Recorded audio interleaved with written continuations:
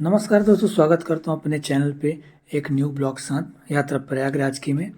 आपने शायद मेरी कुछ महीने पहले की वीडियो देखा होगा, एक ब्लॉग देखा होगा यात्रा प्रयागराज की। तो दोस्तों मैं बता दूं कि हमारे यहाँ के ज़्यादातर लोग गंगा स्नान करने तभी जाते हैं जब उनके घर में कुछ गर्मी पड़ जाती है या अस्थि विसर्जन के नाम पे ही जाना पड़ता है। हम लोग मतलब गंगा स्नान के लिए अलग से बहुत कम ही जाते हैं, ज़्यादातर लोग अस्थि विसर्जन के लिए जाते हैं। तो इसी तरह मुझे फिर से दोबारा प्रयागराज जाने का मौका मिला। बताते चलो, मेरे जीजा जी के पिताजी का स्वर्गवास हो चुका है, तो उन्हीं की अस्थि विसर्जन के लिए दोबारा से जाना पड़ रहा है। अब आप सोच रहे होंगे कि मैं ट्रक से अकेला कैसे प्रयागराज जाऊंगा। तो दोस्तों मैं बताते चलूं कि मेरी उमरिया से जीजा जी के घर मतलब बिलायत कला तक पहुंचने के लिए मुझे एक इस टाइम पे ट्रक का ही सहारा लेना पड़ा, क्योंकि रात में बस नहीं चलती हैं। फिर वहाँ से मैं जीजा जी जिस कार से जा रहे थे उसमें शिफ्ट हो गया।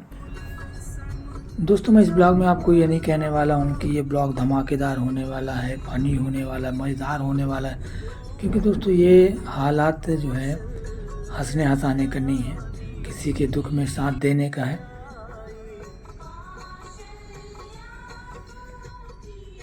इस ब्लॉग का मकसद अपने वीडियो के माध्यम से आप सभी लोगों को प्रयागराज घुमाना, अपनी यात्रा में शामिल करना और अपने साथ जोड़े रखने का मेरा मकसद है।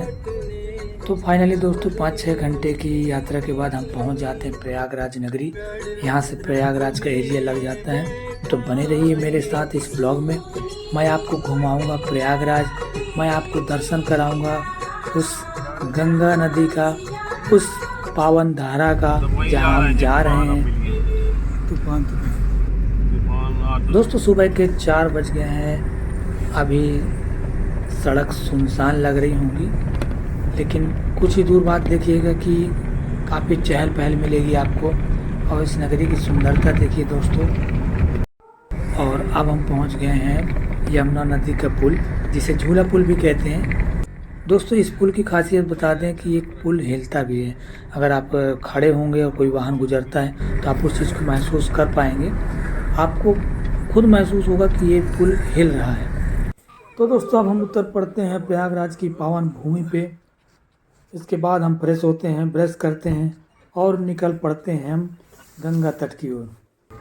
तो दोस्तों अब हम पहुंच गए हैं प्रयागराज की पावन भूमि पे और ये हमारे चारों का नज़ारा है। सुबह के 6 बजे हैं। जैसा कि आप देख पा रहे हैं काफ़ी कोहरा है और अब हम चलेंगे संगम की ओर। और यहाँ पहुँचने के बाद दिल और दिमाग पे एक ही गाना बजता है। प्रथम यज्ञ भूखंड धरा पे आर्य का आगाज है पावन संगम की धरती, ये प्रयागराज है, ये प्रयागराज है। भैया यहाँ पहुँचने के बाद सबसे पहले ढूंढते हैं हम तबेलिया वाले पंडित जी को, जो कि जबलपुर, कटनी, डिंडौरी, मंडला, सीधी, सतना, मैहर, रीवा, उमरिया, शहडोल, अनूपपुर जिले के पंडा हैं।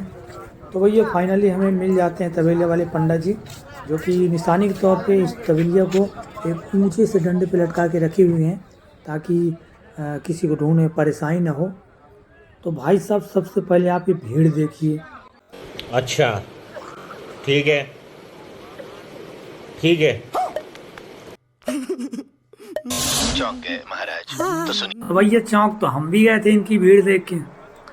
तो भाई साहब ऐसा है, आप चाहे जितना पढ़े लिखे हो, चाहे जितना समझदार हो, पर आप यकीन मानो इन पंडा के पंडाल में आने के बाद ना आपकी सारी पढ़ाई और सारी समझदारी इन तबेलिया वाले बाबा के तबेलिया में घुस जाएगी। तो भैया आप समझ शुरू होता है ईवीएम का, मतलब इमोशनली ब्लैकमेल कर।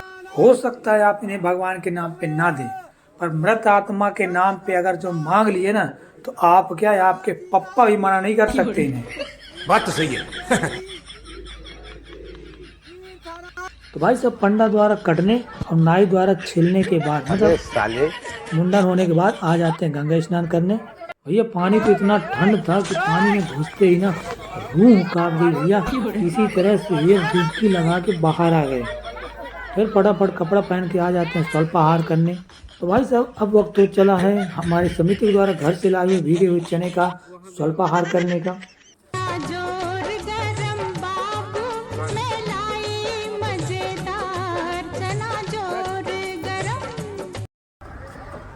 तो वही आप स्वल्प आहार करने के बाद आ जाते हैं प्रयागराज का किला देखने। तो जैसा कि आप देख पा रहे हैं बहुत ही विशाल, बहुत ही अद्भुत किला है ये। तो दोस्तों बने रहिए आप मेरे साथ मेरे ब्लॉग में, मैं आपको इसके अंदर तक का नज़ारा दिखाऊंगा और नज़ारा देखने के बाद आपके भी मुंह से निकल जाएगा वाह भाई वाह क्या बात है। तो दोस्तों किले का एंट्रेंस से ही सीढ़ियाँ शुरू होता है और चूँकि किला काफ़ी ऊंचाई पे है इसलिए सीढ़ियाँ आपको चढ़नी ही पड़ेगी।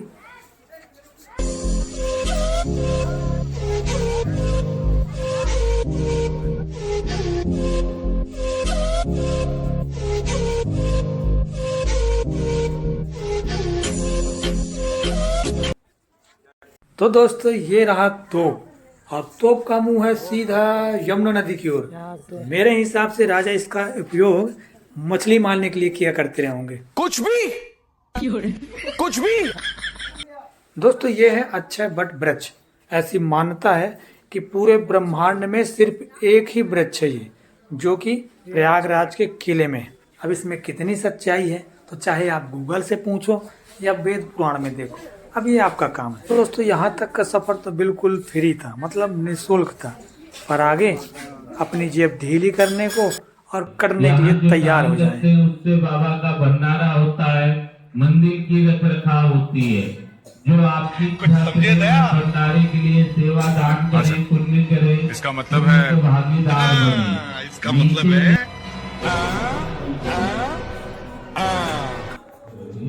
तो दोस्तों ये किले के अंदर का नज़ारा है, मतलब तलघारे का, और इसको ऐसे सिस्टम से बनाया गया है कि अगर आप एक बार घुस गए ना उसी रास्ते वापस नहीं आ सकते। और कदम कदम पे भैया भगवान के नाम पे लूटने वाले बैठे हैं, मतलब आपको भगवान का वास्ता देंगे, कसम देंगे, यहाँ तक कि आपको ग्रह नक्षत्र बदलने तक की गारंटी देंगे। मतलब आप क्या है, आपके फरिश्ते भी दान करने को मजबूर हो जाएं।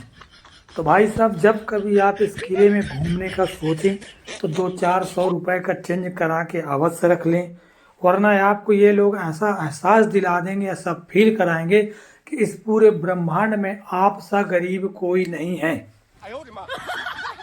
तो भैया 200-400 का पुण्य अपने जेब में डालकर अब आते हैं किले के बाहर।